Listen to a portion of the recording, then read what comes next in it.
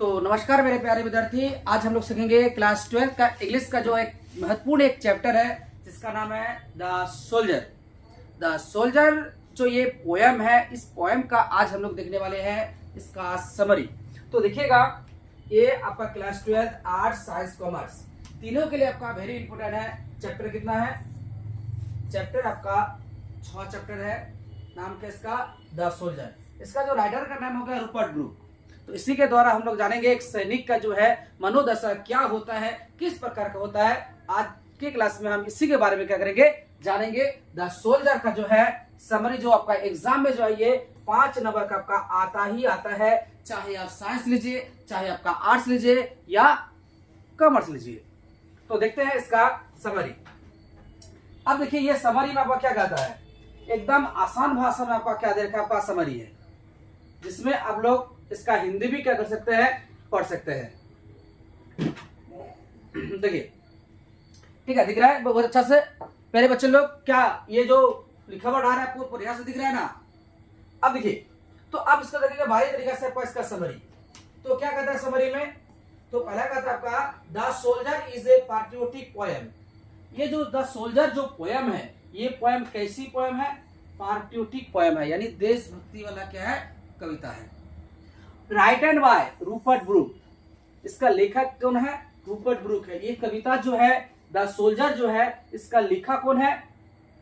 ये लेखक का है रूपर्ट ब्रूक ने लिखा था। और इन दिस पोएम, इस कविता में the poet expresses the feeling of a soldier who is ready to sacrifice his life for his country. तो इस कविता के माध्यम से कवि जो बताना चाहते हैं कि अपने एक सैनिक अपने देश के लिए हर समय त्याग के लिए क्या रहता है, तैयार रहता है। आगे फिर देखेंगे। अब चाहे हम जैसे इसका हिंदी भी बता रहे हैं, अब इसका पार्ट उपाय क्या कर सकता है, हिंदी भी क्या कर सकते हैं, पढ़ सकते हैं। तो मेरे प्यारे बच्चों, एग्जाम आपको ये हिंदी आपको लिखना नहीं है, बस एक समरी ही आपको क्या करना है, लिखनी है। तो आगे देखिए, फिर कहता है England, he share that is if he dash in a foreign land, that land will become England forever because his body will rest there.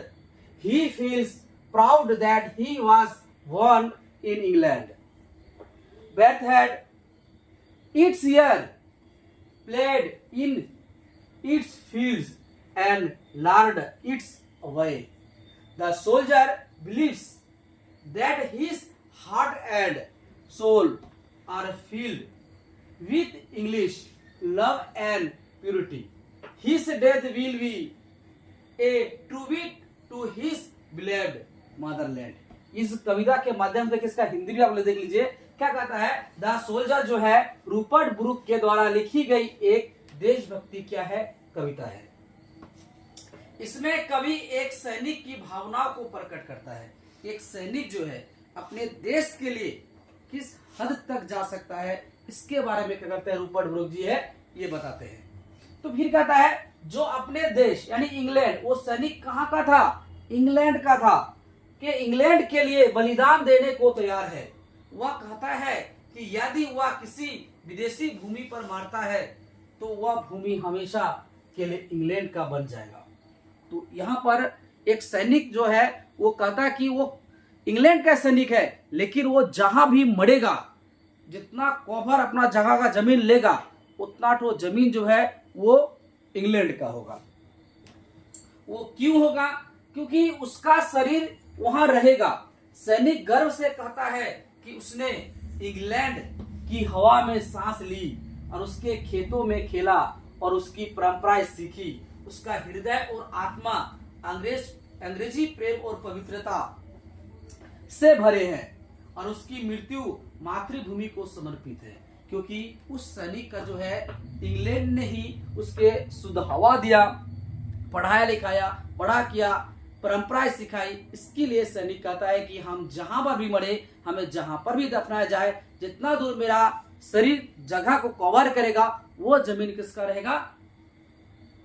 हमेशा के लिए इंग्लैंड का हो जाएगा। तो मेरे प्यारे बच्चों, इस प्रकार हमारा ये जो समरी है, इस समरी को आज हमने क्या किया, कंप्लीट किया। तो अगले क्लास में हम इसका देखेंगे, इसका जो शॉर्ट क्वेश्चन आपका आता है, इसका आपका लॉन्ग क्वेश्चन है, ये लॉन्ग क्वेश्चन। और इस चैप्टर में से मिनिमम ये तो आपका 5 नंबर का है ही, लेकिन इसमें आपका 3 गो ऑब्जेक्टिव रहेगा, फिर आपका 2 नंबर का एक आपका क्वेश्चन में, कभी कभी तो 5 नंबर का भी आपका क्या रहता है, क्वेश्चन रहता है।